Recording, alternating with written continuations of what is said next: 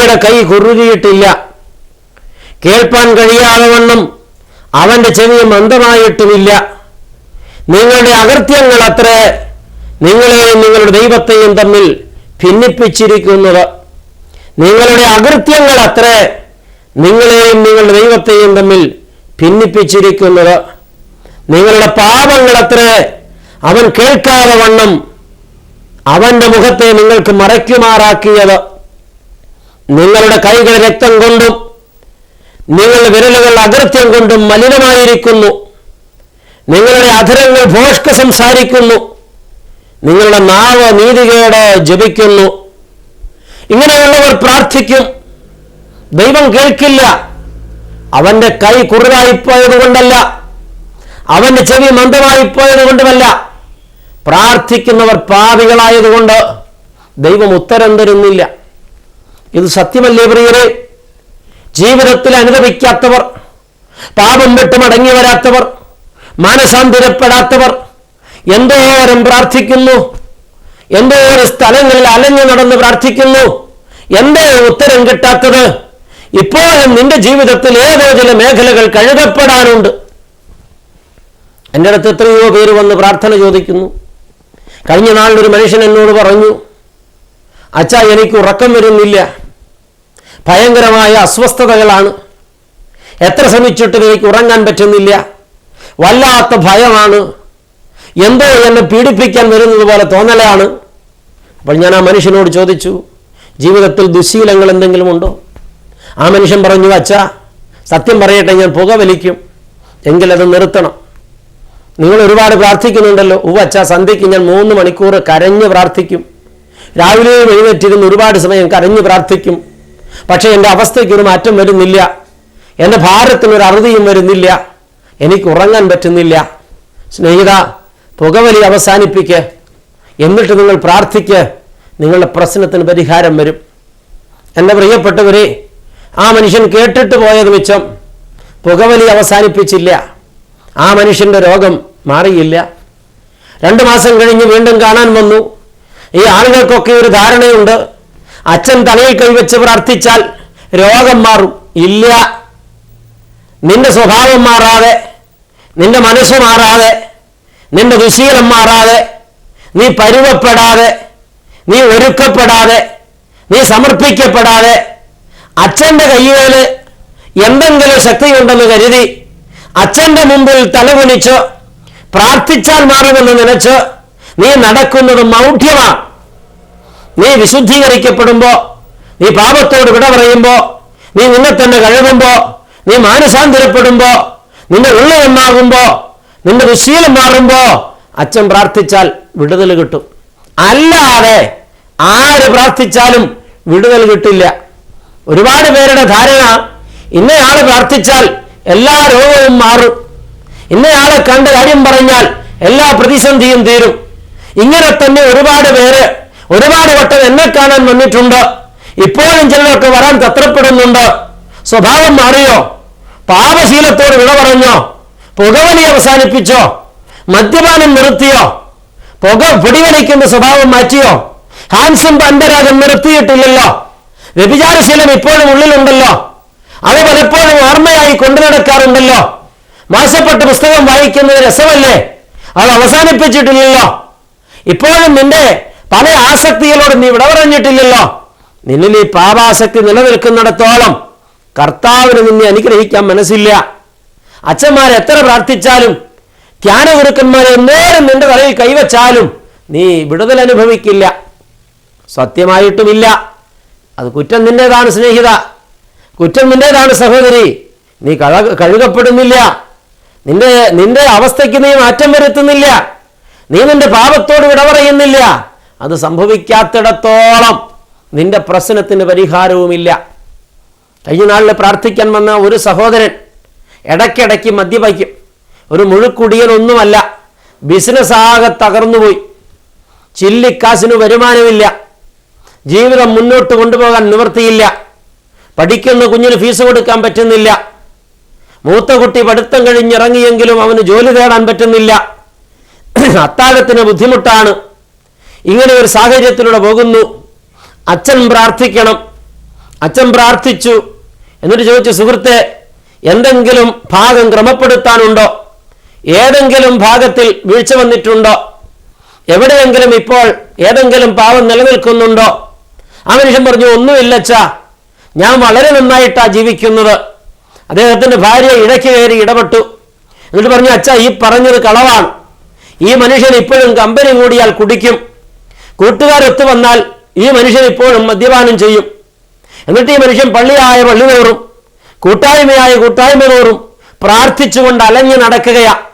അടിസ്ഥാനപരമായി മദ്യാസക്തിയോട് വിട പറഞ്ഞിട്ടില്ല. ഇപ്പോഴും കുടിക്കുക എന്നൊരു ശീലമുണ്ട്, അത് ജീവിതത്തിൽ നിലനിൽക്കുന്നുണ്ട്. ഈ പ്രസംഗം കേട്ടുകൊണ്ടിരിക്കുന്ന ചില ആളുകളുടെ യഥാർത്ഥ പ്രശ്നം അത് തന്നെയാണ്. മാനസാന്തരപ്പെടാൻ മനസ്സില്ല, പാപം വിട്ട് മടങ്ങി വരാൻ മനസ്സില്ല, ദൈവസന്നിധിയിൽ ജീവിതം ക്രമപ്പെടുത്താൻ മനസ്സില്ല. എന്നിട്ട് ദൈവത്തെ വെല്ലുവിളിക്കും, ദൈവം നിനക്ക് വേണ്ടി ക്രമപ്പെടണമെന്ന്, പാപിയെയും അനുഗ്രഹിക്കണമെന്ന്, താന്തോന്നിയെയും അനുഗ്രഹിക്കണമെന്ന്, നറുവുകെട്ടവനെയും വൃത്തികെട്ടവനെയും അനുഗ്രഹിക്കണമെന്ന്. അങ്ങനെ ചെയ്യുമ്പോഴാ ദൈവം ദൈവമാകുന്നതെന്ന്. നിനക്ക് തെറ്റിപ്പോയ സുഹൃത്തെ, നിനക്ക് തെറ്റിപ്പോയ സഹോദരി, ഈ ദൈവം മണ്ടനല്ല. നീ ക്രമപ്പെടാതെ, നിന്റെ ജീവിതത്തിൽ നീ തിരുത്തപ്പെടാതെ, നിന്റെ പാപസ്വഭാവത്തോട് വിട പറയാതെ, നിന്റെ മദ്യപാനം നീ നിർത്താതെ ദൈവത്തിന് നീ വില പറയാൻ നിൽക്കരുത്. ദൈവം തരാൻ സദാസന്നദ്ധന, അവന് യാതൊരു മടിയുമില്ല, നീട്ടിപ്പിടിച്ചിരിക്കുക. പക്ഷെ വാങ്ങാൻ നീ സന്നദ്ധനാകണം. കേൾക്കുന്ന ആളുകൾ മക്കളെ വളർത്തുന്നവരാണല്ലോ. നിങ്ങളുടെ പിഞ്ചു കുഞ്ഞ് നിങ്ങളുടെ മുമ്പിൽ വന്നു നിൽക്കുന്നു, നിങ്ങൾ റൊട്ടി ഇങ്ങനെ മുറിച്ചിട്ടുകൊണ്ടിരിക്കുകയാ. മോൻ വന്ന് അല്ലെങ്കിൽ മോള് വന്ന് രണ്ട് കല്ലിൽ നീട്ടിപ്പിടിച്ച്, പപ്പ മമ്മി എനിക്ക് റൊട്ടിതാ. നിങ്ങൾ നോക്കുമ്പോൾ നിങ്ങളുടെ കുഞ്ഞിൻ്റെ കൈ നിറച്ചും അഴുക്കാണ്, വൃത്തികെട്ട അഴുക്ക്, നാറ്റം വമിക്കുന്ന അഴുക്ക്. നിങ്ങൾ എന്ത് ചെയ്യും? കുട്ടിയോട് പറയുന്നൊരു വാക്കുണ്ട്, മോനെ മോളെ നീ പോയി കൈ കഴുകിയിട്ട് വാ, എന്നാൽ നിനക്ക് അപ്പം തരാം. ഏതെങ്കിലും മാതാപിതാക്കൾ കഴുകാത്ത കയ്യിൽ നിന്റെ കുഞ്ഞിന് അപ്പം കൊടുക്കുമോ? കൊടുത്താൽ നീ ഒരു നല്ല അപ്പനല്ല, നീ ഒരു നല്ല അമ്മയല്ല. ഇതുപോലെ ദൈവസന്നിധിയിൽ കൈ നീട്ടി നിൽക്കുമ്പോൾ കർത്താവ് നമ്മുടെ കൈകളിലേക്ക് നോക്കും. കഴുകപ്പെടാത്ത കയ്യിൽ അവൻ അനുഗ്രഹം തരില്ല. ദൈവമൈതലേ, കഴുകപ്പെടാത്ത ഹൃദയത്തിലും കഴുകപ്പെടാത്ത മനസ്സിലും കളങ്കമുള്ള ഒരിടത്തും എൻ്റെ കർത്താവ് അനുഗ്രഹം ചൊരിയില്ല. ഇത് അടിസ്ഥാനപരമായി മനസ്സിലാക്ക്. പാത്രം കൊണ്ടുവരുമ്പോഴും ഇത് തന്നെയാ കഥ. മക്കൾ പാത്രം കൊണ്ടുവന്നു, പാത്രം നിറയെ അഴുക്ക. ഇത്രയും നേരം മണ്ണ് വാരിക്കളിച്ച പാത്രം വെള്ളം കാണിക്കാതെ കൊണ്ടുവന്ന് ആ ചെളിയോടുകൂടെ നീട്ടിപ്പിടിച്ചിട്ട്, പപ്പ മമ്മി എനിക്ക് ഭക്ഷണം താ എന്ന് പറഞ്ഞാൽ നിങ്ങൾ ആ പാത്രം കഴുകിയിട്ട് വരാൻ പറയും. ദൈവമൈതലേ, സ്വാഭാവികമായും നിങ്ങൾ ആ പാത്രം കഴുകാതെ ആ കുഞ്ഞിന് ഭക്ഷണം കൊടുക്കില്ല. ചില അമ്മമാർ പറയും, പാത്രം ഇങ്ങുതാ, ഞാനിത് കഴുകിയിട്ട് ഭക്ഷണം തരാം. വാശി പിടിക്കുന്ന കുഞ്ഞുങ്ങൾ പറയും, പാത്രം എനിക്ക് വേണം, ഭക്ഷണം തന്നാ മതി. കൊടുക്കില്ലമ്മ. നിനക്ക് കഴുകാൻ മടിയാണെങ്കിൽ, നിനക്കതിന് മനസ്സില്ലെങ്കിൽ കഴുകുന്നവന്റെ കയ്യിൽ കൊടുക്ക. വാശി പിടിക്കല്ലേ. എത്ര വർഷങ്ങളായി പാപശീലങ്ങളെ താലോലിച്ച് മുന്നോട്ട് പോരുന്നു. ജീവിതം ഇടിഞ്ഞു വീണ് പോയില്ലേ? കുടുംബത്ത് സമാധാനമില്ലല്ലോ. മക്കളൊക്കെ നാലു വഴിക്കും പോയി. ഇന്ന് സഹായിക്കാൻ ആരുമില്ലല്ലോ. ഭാര്യയും ഉപേക്ഷിച്ചില്ലേ? ഭർത്താവും കൈവിട്ടില്ലേ? എല്ലാവരും പോയില്ലേ? എന്തേ മാനസാന്തരപ്പെടാത്തത്? എന്തേ കഴുകപ്പെടാത്തത്? എന്തിനാ ഇനിയും മത്സരിക്കുന്നത്? ഈ ദൈവം അനുഗ്രഹിക്കുമെന്ന് നനച്ചിട്ടാ. ദൈവം ഒരിക്കലും അത് ചെയ്യില്ല മക്കളെ. മാനസാന്തരപ്പെടണം. കഴുകപ്പെടാത്ത ഒരാൾക്കും ദൈവത്തിൽ നിന്ന് നന്മ ലഭിക്കില്ല. കാരണം നന്മ കഴുകപ്പെടാത്തിടത്ത് വർഷിച്ചാൽ അത് തിന്മയായി പോകും. കഴുകപ്പെടാത്ത പാത്രത്തിൽ ഭക്ഷണം ഇട്ടാൽ അത് ചീത്തയായി പോകും. കഴുകപ്പെടാത്ത കയ്യിൽ ഭക്ഷണം കൊടുത്താൽ അത് മോശപ്പെട്ടു പോകും. അഥവാ ഈ മോശപ്പെട്ടത് കഴിച്ചാൽ അത് അധികം അപകടം വരുത്തും. അതുകൊണ്ട് ബുദ്ധിമാനായ അപ്പൻ ബുദ്ധിമാനായ അമ്മ ചെയ്യുന്നത് പോലെ ബുദ്ധിമാനായ ദൈവവും ചെയ്യുന്നു. ഇപ്പോൾ ദൈവ പൈതലെ, കുഴപ്പം എവിടെയാണെന്നും കുറ്റം എന്താണെന്നും നിങ്ങൾക്ക് മനസ്സിലായി കാണുമെന്നാണ് എൻ്റെ ധാരണ. ഈ പ്രസംഗം കേൾക്കുന്ന ആളുകൾ ഒരുപാട് നാളുകളായി പ്രസംഗം കേട്ടുകൊണ്ടിരിക്കുന്നവരാ. ഒരിടത്തും സുവിശേഷം കേൾക്കാൻ പോകില്ലായിരുന്നു, ഒരു കൂട്ടായ്മയിലും സംബന്ധിക്കില്ലായിരുന്നു, പള്ളിയിലും പോകുന്ന ശീലമില്ലായിരുന്നു. പക്ഷേ വീട്ടിൽ വന്ന് പ്രസംഗിക്കാമെന്ന് വെച്ചാ അതെങ്ങനെ കേൾക്കാതിരിക്കുമെന്നോർത്ത് ഭാര്യയുടെ നിർബന്ധം കൊണ്ടോ, ഭർത്താവിൻ്റെ നിർബന്ധം കൊണ്ടോ, സഹോദരങ്ങളുടെ നിർബന്ധം കൊണ്ടോ പലരും സുവിശേഷം കേൾക്കാൻ തുടങ്ങിയതാണ്. ഇത്രയും നാൾ കേട്ടല്ലോ, ജീവിതത്തിനൊരല്പമെങ്കിലും മാറ്റം വരുത്തിയോ? പറയാനുള്ളവർ പറയും, കേൾക്കാനുള്ളവർ കേൾക്കും, നന്നാവാനുള്ളവർ നന്നാവും. ഞാൻ നന്നാവാനൊന്നും തീരുമാനിച്ചിട്ടില്ല.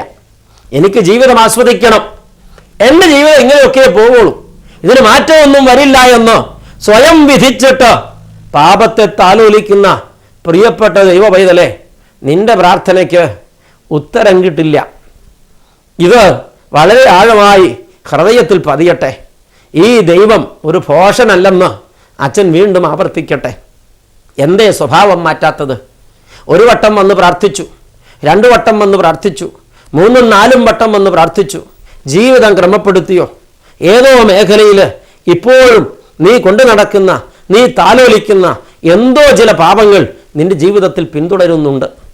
ഒന്നുകിൽ മോശപ്പെട്ട വായന, അല്ലെങ്കിൽ മോശപ്പെട്ട കാഴ്ച, അതുമല്ലെങ്കിൽ മനസ്സിലിട്ട് നീ താലോലിക്കുന്ന ചില ഉടയാത്ത വിഗ്രഹങ്ങൾ, അരുതാത്ത ചില പ്രേമബന്ധങ്ങൾ, വേണ്ടാത്ത ചില ജീവിതത്തിലെ ബന്ധങ്ങൾ, ഭർത്തൃമതി ആയിരുന്നിട്ടും മറ്റു പുരുഷന്മാരോടുള്ള നിന്റെ അവിഹിതമായ താല്പര്യം, ഭാര്യാസമേതനായി ജീവിക്കുമ്പോഴും പരസ്ത്രീകളോടുള്ള നിന്റെ കൂട്ടുകെട്ട്.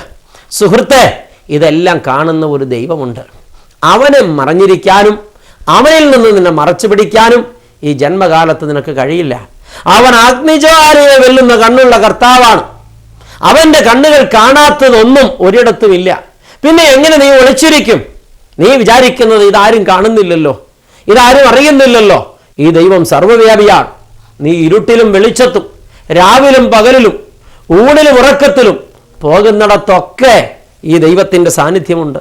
അവൻ നിന്നെ കണ്ടുകൊണ്ടിരിക്കുന്നു. 139 സങ്കീർത്തനം 1 മുതലുള്ള ചില വാക്യങ്ങൾ ഇപ്പോഴൊന്ന് ശ്രദ്ധിച്ച് കേട്ടേ. അപ്പോൾ ദൈവത്തിൻ്റെ ദൃഷ്ടിയുടെയും ദർശനത്തിൻ്റെയും ആഴം മനസ്സിലാകും. കേൾക്കുക. യഹോവേ, നീ എന്നെ ശോധന ചെയ്ത് അറിഞ്ഞിരിക്കുന്നു. ദാവീദ് പാടുകയാണ്, യഹോവേ, നീ എന്നെ ശോധന ചെയ്ത് അറിഞ്ഞിരിക്കുന്നു. ഞാൻ ഇരിക്കുന്നതും എഴുന്നേൽക്കുന്നതും നീ അറിയുന്നു. എൻ്റെ നിരൂപണം നീ ദൂരത്തു നിന്ന് ഗ്രഹിക്കുന്നു. എൻ്റെ നടപ്പും കിടപ്പും നീ ശോധന ചെയ്യുന്നു. എൻ്റെ വഴികളൊക്കെയും നിനക്ക് മനസ്സിലായിരിക്കുന്നു. യഹോവേ, നീ മുഴുവനും അറിയാതെ ഒരു വാക്കും എൻ്റെ നാവിന്മേലില്ല.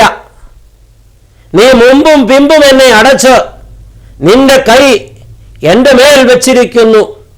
ഈ പരിജ്ഞാനം എനിക്ക് അത്യത്ഭുതമാകുന്നു എന്ന് ദാവീദ് പറഞ്ഞു. എവിടെ ചെന്നാലാ ദൈവത്തെ ഒന്ന് ഒളിച്ചിരിക്കാൻ പറ്റുക? എവിടെ ചെന്നാലും ദൈവത്തിൻ്റെ സാന്നിധ്യമുണ്ട്. മറ്റൊരിടത്ത് സങ്കീർത്തനക്കാരൻ ചോദിക്കുന്നത്, യഹോവേ, ഞാൻ നിന്നെ ഒളിച്ച് എവിടേക്ക് പോകും?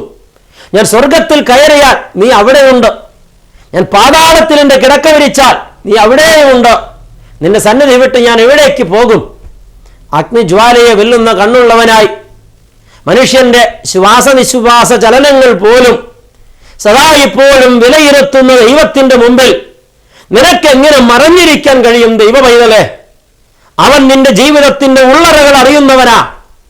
അവനെ തോൽപ്പിക്കാൻ കഴിയില്ല. മാനസാന്തരപ്പെട്, ഹൃദയം കഴുക, രൂപാന്തരപ്പെട്. അനേകം ആളുകൾ ദ്രവ്യാഗ്രഹികളാണ്. മുമ്പ് പറഞ്ഞ പാപങ്ങൾ ഒന്നുമല്ല അവരെ വേട്ടയാടുന്നത്. ഈ പണത്തോടുള്ള ആസക്തി, അതുണ്ടാക്കാൻ വേണ്ടി അവിഹിത മാർഗങ്ങൾ സ്വീകരിക്കുക. കൈക്കൂലി വാങ്ങി കൊയ്തു കൂട്ടുന്ന ഉദ്യോഗസ്ഥന്മാർ ഈ വചനം കേൾക്കുന്നുണ്ടെങ്കിൽ നിന്റെ പ്രാർത്ഥനയ്ക്ക് ഉത്തരം കിട്ടില്ല. നീ തകർന്നു വീണാൽ എഴുന്നേൽക്കില്ല. താങ്ങാൻ ആരും ഉണ്ടാകില്ല. എന്തെന്നാൽ നിന്റെ കൈ അകൃത്യം പറ്റിയ കൈയാണ്, കളങ്കം പറ്റിയ കൈയാണ്. നീ നേടിയത് ദൈവസന്നിധിയിൽ നിന്ദനീയമായ രീതിയിലാണ്. കൊള്ളപ്പലിശ വാങ്ങി മുതൽ കൂട്ടുന്നവരും ഒന്നറിയ, ശാശ്വത സമാധാനം നിനക്കുള്ളതല്ല. എവറസ്റ്റ് കീഴടക്കാൻ നീ ഓടിക്കയറുമ്പോൾ തട്ടി വീഴുമെന്ന് കണക്ക് കൂട്ടണം. അത് നിന്റെ ജീവിതത്തിൽ നീ കണക്ക് കൂട്ടാത്തത് എന്തേ? ഒരു സമയം നീ വീണുപോയാൽ എഴുന്നേൽപ്പിക്കാൻ ആരും ഉണ്ടാകയില്ല. ഇങ്ങനെ വീണിട്ട് നീ നിലവിളിക്കും, ദൈവമേ എന്നെ ഒരു കൈ താങ്ങ്. പക്ഷെ ദൈവത്തിന് താങ്ങാൻ കഴിയില്ല. എന്തെന്നാൽ നീ ദ്രവ്യാഗ്രഹിയാണ്. നിന്റെ ജീവിതത്തിൽ അങ്ങനെ ഒരു ആസക്തി കിടക്കുന്നുണ്ട്. നീ വിഗ്രഹാരാധനയ്ക്ക് പിന്നാലെ ഓടുന്ന ഒരാളാണെങ്കിൽ അത് നിന്റെ ജീവിതത്തിൽ പാപമാണ്. ഈ പാപത്തെ നീ താലോലിക്കുന്നിടത്തോളം, അന്യാരാധന നിന്റെ ജീവിതത്തിൽ നിലനിൽക്കുന്നിടത്തോളം ദൈവം നിന്നെ സഹായിക്കില്ല. എന്നാൽ നീ ദൈവത്തോടല്ല കൂറ് കാണിക്കുന്നത്. നീ ചപ്പടി വിദ്യകൾക്ക് പിന്നാലെ പോകുന്നവനാ. ലൗകിക കാര്യസാധ്യങ്ങൾക്ക് വേണ്ടി നീ വേണ്ടതിനും പ്രവർത്തിക്കുന്ന വ്യക്തിയാ. അങ്ങനെയുള്ളവരോട് അനുകൂലപ്പെടാൻ എൻ്റെ ദൈവത്തിന് കഴിയില്ല. ഇത് തിരുത്തപ്പെടലിൻ്റെ വാക്കാണ്. അറിയാഞ്ഞിട്ടല്ല, അറിഞ്ഞിട്ടും നിഷേധിക്കുന്നത് കൊണ്ടാണ് ഈ ജനം ശിക്ഷിക്കപ്പെടുന്നത്. അറിയാത്തവരെ ശിക്ഷിക്കാൻ ആരും തയ്യാറാകില്ല. ഒരു കൊച്ചുകുട്ടി തെറ്റ് ചെയ്താൽ ആ കുട്ടിയുടെ അപ്പനമ്മമാർ അത് പൊറുക്കും. എന്നാൽ അറിവുള്ളൊരു കുട്ടി തെറ്റ് ചെയ്താൽ തീർച്ചയായിട്ടും ശിക്ഷ കിട്ടും. ഇത് തന്നെയാണ് നമ്മുടെയും കുഴപ്പം. ഒരുപക്ഷെ ദൈവത്തെ അറിയാത്ത, ദൈവത്തിൻ്റെ പദ്ധതി അറിയാത്ത, ദൈവത്തിൻ്റെ വചനം അറിയാത്ത ഒരു പാവപ്പെട്ട ദൈവ പൈതൽ ഒരു തെറ്റ് ചെയ്താൽ ദൈവം പുറത്തേക്കും. പക്ഷേ ജ്ഞാനമുള്ള ഒരാൾ, അറിവുള്ള ഒരാൾ ദൈവത്തോട് മത്സരിച്ചാൽ ദൈവം അത് പൊറുക്കില്ല. കുഞ്ഞെ, ജീവിതത്തെ തിരുത്തണം, നന്നായി ക്രമപ്പെടുത്തണം. ഇന്ന് ആയിരിക്കുന്ന സ്ഥാനങ്ങളിൽ അവരവരോട് ചോദിക്കട്ടെ, എൻ്റെ ജീവിതത്തിൽ ഏത് പാപമാണ് താലോലിക്കപ്പെടുന്നത്? ഏത് പാപമാണ് ഞാൻ എൻ്റെ ജീവിതത്തിൽ ഇന്നും ഒഴിവാക്കാതെ കൊണ്ട് നടക്കുന്നത്? ഏതിനോടാണ് എനിക്ക് ആസക്തിയുള്ളത്? ഞാൻ ഏതിനെയാണ് വെറുത്തുപേക്ഷിക്കാത്തത്? അതെന്നെ മുറുകെ പറ്റുന്നു. അതാണ് എൻ്റെ പരാജയം. ഇവിടെ ഒരു കാര്യം കൂടെ ഇടയ്ക്ക് പറയട്ടെ. പലരും പാപത്തെ ഉപേക്ഷിക്കുന്നുണ്ട്, പക്ഷെ വെറുത്തുപേക്ഷിക്കുന്നില്ല. പാപത്തെ ഉപേക്ഷിക്കുന്നവർ അത് വെറുത്തുപേക്ഷിക്കണം. എന്തെന്നാൽ അതിനോട് നിനക്കൊരിക്കലും സ്നേഹം തോന്നരുത്. വീണ്ടും പാപത്തോട് സ്നേഹം തോന്നിയാൽ പാപത്തിൻ്റെ അടുത്തേക്ക് നീ ചെല്ലുകയോ പാപത്തെ നിന്റെ അടുക്കിലേക്ക് നീ മാടി വിളിക്കുകയോ ചെയ്യും. അങ്ങനെ പാപം വന്ന് നിന്റെ ജീവിതത്തിൽ വീണ്ടും കയറും. പാപം നിന്റെ മേൽ ഭരണം ഏറ്റെടുക്കും. അവിടെ നിന്റെ പരാജയം വീണ്ടും തുടങ്ങും. പാപത്തെ ഉപേക്ഷിക്കുന്ന ഒരാൾ പാപത്തെ വെറുത്തുപേക്ഷിക്കണം. ഉദാഹരണം പറഞ്ഞാൽ, നമുക്കൊരാളോട് വെറുപ്പുണ്ട് എങ്കിൽ ആ ആളോട് സംസാരിക്കാൻ നമുക്ക് താല്പര്യം തോന്നില്ല. ആ ആൾ എങ്ങനെയൊക്കെ നമ്മുടെ അടുത്ത് വന്നാലും വെറുപ്പുള്ളിൽ നിലനിൽക്കുന്നിടത്തോളം നമ്മളത് പ്രകടിപ്പിക്കും. സ്വാഭാവികമായിട്ടും നമ്മളുടെ അടുത്ത് വന്നയാൾ നമ്മളെ വിട്ടുപോകും. നമുക്ക് വെറുപ്പാണെന്ന് കണ്ടാൽ നമ്മളോട് അടുക്കാൻ അവർ ശ്രമിക്കില്ല. ദൈവവൈതലെ, ഇതുപോലെ പാപത്തെ വെറുത്തുപേക്ഷിക്കണം. മദ്യപാനം ഉപേക്ഷിക്കുന്നവർ തൽക്കാലത്തേക്ക് മാറ്റിവെക്കുകയല്ല ചെയ്യേണ്ടത്. അലമാരിയിലിരിക്കുന്നത് ഫ്രിഡ്ജിലേക്ക് മാറ്റിവെച്ചാൽ മദ്യപാനം മാറില്ല. കുപ്പി പൊട്ടിക്കണം, അതിനെ കൈപ്പോടെ വെറുത്ത് ഉപേക്ഷിക്കണം. അതിനെ കാണുമ്പോൾ അലർജി തോന്നുന്ന ഒരു തലത്തിലേക്ക് നീ ആകണം. അപ്പോഴാണ് പാപത്തോട് വിട പറയാൻ പറ്റുക. പുകവലി ഉപേക്ഷിക്കുന്നവർ മേശപ്പുറത്ത് നിന്നെടുത്ത് മേശ വലിപ്പിലിട്ടാൽ ഉപേക്ഷിക്കാൻ പറ്റില്ല. കാരണം സാധനം അവിടെ ഉണ്ട്, നിനക്കതിനോട് പ്രിയമുണ്ട്, നീ അത് മാറ്റിവെച്ചതേ ഉള്ളൂ, ഉപേക്ഷിച്ചിട്ടില്ല. വെറുത്തുപേക്ഷിക്കണം. ഈ നാളുകളിൽ പലരും പാപത്തെ മാറ്റിവെക്കുന്നു, വെറുത്തുപേക്ഷിക്കുന്നില്ല. പരാജയം. ദൈവവൈതലേ, ദൈവം പ്രാർത്ഥന കേൾക്കണമെങ്കിൽ പാപം നമ്മുടെ ജീവിതത്തിൽ നിന്ന് ഉപേക്ഷിക്കപ്പെടണം. പാപം ജീവിതത്തിൽ നിലനിൽക്കുന്നിടത്തോളം ദൈവം പ്രാർത്ഥനയ്ക്ക് ഉത്തരം തരില്ല. പാപിയുടെ പ്രാർത്ഥന ദൈവം കേൾക്കുന്നില്ല എന്ന് വ്യക്തമായി ദൈവത്തിൻ്റെ വചനം പറഞ്ഞത് മാറ്റിയാൽ മാറില്ല. മക്കളെ, ഇത് കേട്ടുകൊണ്ടിരിക്കുമ്പോൾ നീ നിൻ്റെ ജീവിതത്തെ തിരുത്തണം. അത് നാളെയിലേക്ക് മാറ്റിവെക്കരുത്. പൊടി വലിക്കുന്നവർ, പാൻപരാഗ്, ഹാൻസോ മുതലായി പാക്കറ്റുകളിൽ കിട്ടുന്ന ലഹരി പദാർത്ഥങ്ങൾ തിരികെ ചെകിളിയിൽ വയ്ക്കുന്നവർ, വായിലിട്ട് ചവയ്ക്കുന്നവർ, അത് വ്യഭിചാര സുഖം നുകരുന്നവർ, ലോക ഇമ്പങ്ങളെ താലോലിക്കുന്നവർ, ദ്രവ്യാഗ്രഹത്തിന് പിന്നാലെ ഓടുന്നവർ, ആഡംബരത്തെ പുളയ്ക്കുന്നവർ, ഏതാണ് നിന്നെ മൂടുന്ന ആസക്തി? അത് നിന്നിൽ നിലനിൽക്കുന്നിടത്തോളം കുഞ്ഞെ, നോ, ദൈവം നിന്റെ പ്രാർത്ഥനയ്ക്ക് ഉത്തരം തരില്ല. ഏതോ ചില മേഖലകൾ ഇനിയും ക്രമപ്പെടാനുണ്ട്. സത്യം, ഏതോ ചില മേഖലകൾ ഇനിയും ക്രമപ്പെടാനുണ്ട്. അവിടെയാണ് ദൈവം നിന്നോട് മിണ്ടാതിരിക്കുന്നത്. എന്നെ കർത്താവ് മൈൻഡ് ചെയ്യുന്നില്ല എന്ന് നിനക്ക് പരാതിയുണ്ടെങ്കിൽ നിന്റെ കുറ്റമാണ്. ഹല്ലേലൂയ. ഇത് സത്യമാണ്. എവിടെയാണ് ക്രമപ്പെടേണ്ടത്? അരുതാത്ത ചില കൂട്ടുകെട്ടുകളുണ്ടല്ലേ, വേണ്ടാത്ത ചില പ്രേമബന്ധങ്ങളുണ്ടല്ലേ, വേണ്ടാത്ത ചില താല്പര്യങ്ങളുണ്ടല്ലേ, നിന്റെ പ്രാർത്ഥനയ്ക്ക് ഉത്തരം കിട്ടില്ല. ആയുസ്സിൽ സമാധാനം നിനക്കുള്ളതായിത്തീരില്ല. ആകയാൽ ദൈവവൈതലേ, ഈ സമയത്ത് നിനക്ക് നിന്റെ പാപങ്ങളോട് വിട പറയാമോ? ജീവിതത്തെ ഒന്ന് സമർപ്പിച്ചു കൊടുക്കാമോ? മാനസാന്തരപ്പെടാമോ? നിന്നെ തന്നെ അർപ്പണം ചെയ്യാമോ? എങ്കിൽ ദൈവം നിന്റെ ജീവിതത്തിൽ ഇന്ന് ഇടപെടും. നിന്റെ ആഗ്രഹങ്ങൾ അവൻ സാധിപ്പിച്ചു തരും. നിന്റെ മുറിവുകൾ അവൻ ഉണക്കിത്തരും. നിന്റെ രോഗം അവൻ മാറ്റിത്തരും. നിന്റെ തലവേദന അവൻ തീർത്തു തരും. നിന്റെ കഷ്ടതയ്ക്ക് അവൻ അറുതി വരുത്തും. സമ്പന്നനായ ദൈവം സ്വർഗത്തിന്റെ കിളിവാതിൽ തുറന്ന് അളവില്ലാത്ത അനുഗ്രഹം നിന്റെ കയ്യിൽ തരും. പക്ഷെ നീ കഴുകപ്പെടണം. കളങ്കമുള്ള കയ്യിൽ, കളങ്കമുള്ള പാത്രത്തിൽ ഭക്ഷണം വിളമ്പില്ല കർത്താവ്. കൃപ തരില്ല തമ്പുരാൻ. തിരുത്തപ്പെടണം കുഞ്ഞെ. ഇപ്പോൾ താല്പര്യമുണ്ടോ? മനസ്സുണ്ടോ? ദൈവത്തിൻ്റെ കുറ്റമല്ല, നിന്റെ കുറ്റം. തിരുത്തപ്പെടാൻ മനസ്സുണ്ടോ? ഉണ്ടെങ്കിൽ ആയിരിക്കുന്ന സ്ഥലത്ത് ഇപ്പോൾ ആത്മാർത്ഥമായി അർപ്പണം ചെയ്യാമോ? തലകൾ വണക്ക്, കണ്ണുകൾ അടയ്ക്കാം, ദൈവകരങ്ങളിലേക്ക് ഏൽപ്പിച്ചു കൊടുക്കാം. ഉള്ളു നുറുങ്ങിപ്പറ, കർത്താവേ, ഞാനൊരു പാപിയാ. കഴിഞ്ഞ നാളുകളിൽ എത്ര സുവിശേഷം കേട്ടിട്ടും എത്ര ചാൻസ് കിട്ടിയിട്ടും ഞാൻ എൻ്റെ ദുസ്വഭാവത്തോട് വിട പറഞ്ഞില്ല. ഞാനതിനെ താലോലിച്ച്, ഞാനതിൽ മുങ്ങിക്കുളിച്ച്, ഞാനതിൽ മുഴുകി, അവസരം കിട്ടുമ്പോഴെല്ലാം ആസ്വദിച്ച്, അതിനോടുള്ള ആസക്തി ജീവിതത്തിൽ വച്ച് പുലർത്തി ഞാനിങ്ങനെ മുന്നോട്ട് പോകുകയാണ്. ജീവിതം വഴിമുട്ടി നിന്നിട്ട് ഞാൻ എത്രയോ നാളുകളായി പ്രാർത്ഥിച്ചിട്ട് ഉത്തരം കിട്ടാതെ പോയതിൻ്റെ കാരണം ഇപ്പോൾ ഞാൻ അറിയുന്നു. ദൈവമേ, എൻ്റെ അകൃത്യമാണ് നിന്നെ എന്നിൽ നിന്ന് അകറ്റി നിർത്തുന്നത്. അതേ വചനത്തിൽ കേട്ടതുപോലെ പാപികളുടെ പ്രാർത്ഥന ദൈവം കേൾക്കുന്നില്ല എന്ന് ഞങ്ങൾ അറിയുന്നു. ദൈവമേ, രക്ഷിപ്പാൻ കഴിയാതെ വണ്ണം യഹോവയുടെ കൈ കുറുതായി പോയിട്ടില്ലെന്നും കേൾപ്പാൻ കഴിയാതെ വണ്ണം അവിടുത്തെ ചെവി മന്ദമായി പോയിട്ടില്ല എന്നും ഞങ്ങൾ അറിയുന്നു. ദൈവമേ, എന്തുകൊണ്ട്? ഞങ്ങളുടെ അകൃത്യങ്ങളാണ് ഞങ്ങളെയും ദൈവത്തെയും തമ്മിൽ ഭിന്നിപ്പിച്ചത്. സത്യം. എന്നാൽ ഇന്ന് ഉള്ളുരുകി മാപ്പ് ചോദിക്കുന്നു. എല്ലാ പാപത്തോടും വിട പറയുന്നു. ഞങ്ങളെ തന്നെ തിരുമുമ്പാകെ കഴുകുന്നു. കണ്ണുനീരോടെ അർപ്പണം ചെയ്യുന്നു. യേശുവേ, ഈ സമയത്ത് അടിയനോട് ചേർന്ന് ഈ ടെലിവിഷന്റെ മുമ്പിൽ കണ്ണുനീരോടെ പ്രാർത്ഥിക്കുന്ന, അർപ്പണം ചെയ്ത് പ്രാർത്ഥിക്കുന്ന, പാപത്തെ വെറുത്തുപേക്ഷിക്കുന്ന, ഉള്ളു നുറങ്ങി കഴിയുന്ന സകല ജനത്തിൻ്റെയും വേദനകളിലേക്ക്, രോഗങ്ങളിലേക്ക്, സാമ്പത്തിക ഭാരങ്ങളിലേക്ക്, തകർച്ചകളിലേക്ക്, കഷ്ടതകളിലേക്ക് ഇറങ്ങിച്ചെല്ലണമേ. യേശുവേ, ഈ നിമിഷം ആത്മാർത്ഥമായി അനുലപിച്ചിട്ടുള്ളവർക്ക് വിടുതൽ കൊടുക്കണമേ. ഒരു കുഞ്ഞുപോലും അനുഗ്രഹം പ്രാപിക്കാതെ പോകല്ലേ അപ്പ. ആത്മാർത്ഥമായി നീ ഇച്ഛിച്ചതുപോലെ നിന്റെ മുമ്പാകെ വിശുദ്ധിക്കായി അർപ്പണം ചെയ്ത ഒരു കുഞ്ഞുപോലും അനുഗ്രഹിക്കപ്പെടാതെ പോകല്ലേ ദൈവമേ. ഇത്രയൊക്കെ കേട്ടിട്ടും ഹൃദയം കഠിനമാക്കുന്നവർക്ക് ഒരു ചാൻസ് കൂടെ കൊടുക്കാൻ മനസ്സാകണമേ എന്ന് പ്രാർത്ഥിക്കുന്നു.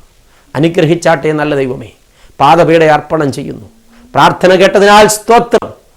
യേശുവിൻ്റെ നാമത്തിൽ തന്നെ, ആമേൻ.